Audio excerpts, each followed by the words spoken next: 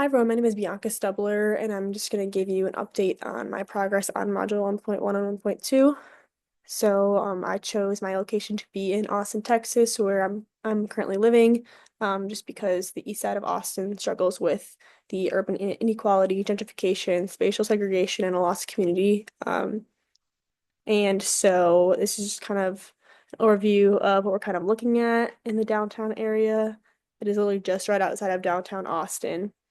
And just for a historic timeline, long story short, it used to be just a very small community-like area where at the time when Austin was created and the boundaries were set, they segregated Black people to 6 blocks of East Austin. That's the only place they could live. And as time went on, basically up until now, they've been like forcing people out because wealthier, higher income people are moving in and pushing people out that used to live there. And basically, all the people's homes that were once there, all of their property taxes and income tax is so high that they can't even be able to live there anymore. So it's just totally changing the background of the area.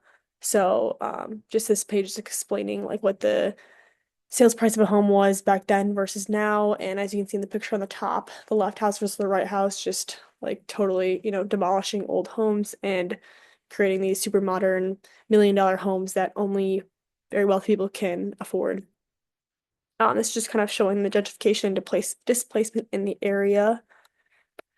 And again, a graph just showing the zip code, what the median listing price is of properties there, and how that's kind of changed over the past 10 years. So basically, I've gone in, talked to some people in the area, and based off what they've said, it's basically they need affordable housing, but they need to be able to live there for an extended period of time. Economic opportunities for locally owned businesses, so they're not all just kicked out, and community improvement. And so going into module 1.2, it's just kind of showing the regional scale of Austin in terms of what we're working with: the land, topography, the conditions, and then infrastructure. This is kind of going in infrastructure and how the city limits have expanded since 1959 and what that kind of used to look like versus now.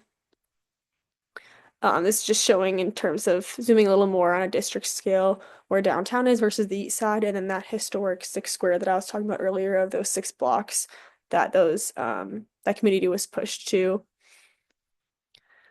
And then this is just a map from when Austin was first created, and that was um this that community was displaced in this area. That was the only area that they could get electricity and water. So this map kind of shows where that zoning took place.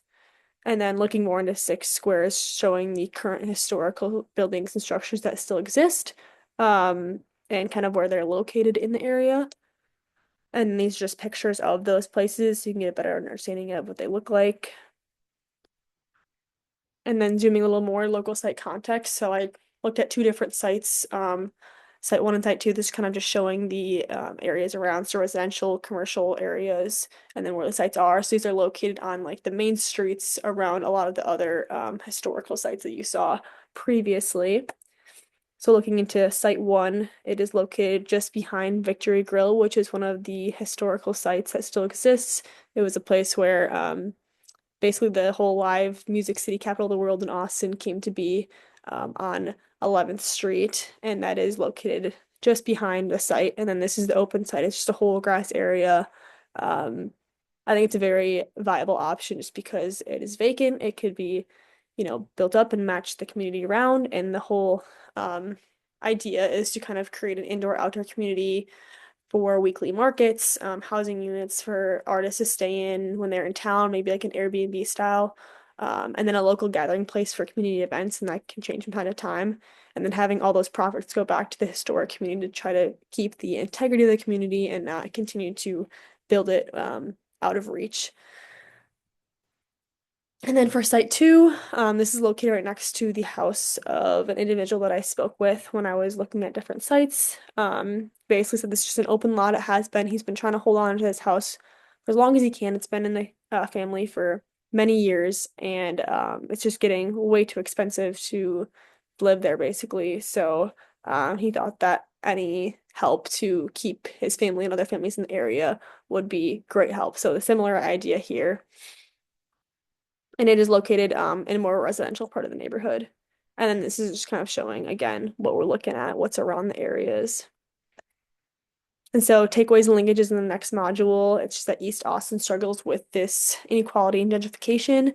And to address these issues, I'm seeing that the project should create a space in the neighborhood to stimulate new forms of mobility, encompass adaptation of public spaces, and promote development of affordable economic living situations. And this will be facilitated through community gathering of those local business owners and artists to host markets and, Airbnb style people to stay when they're in town and really providing the community with a place to form connections between people, deepen their experiences, and rediscover opportunities through innovation. So any thoughts or ideas on how this could improve would be great. Thank you.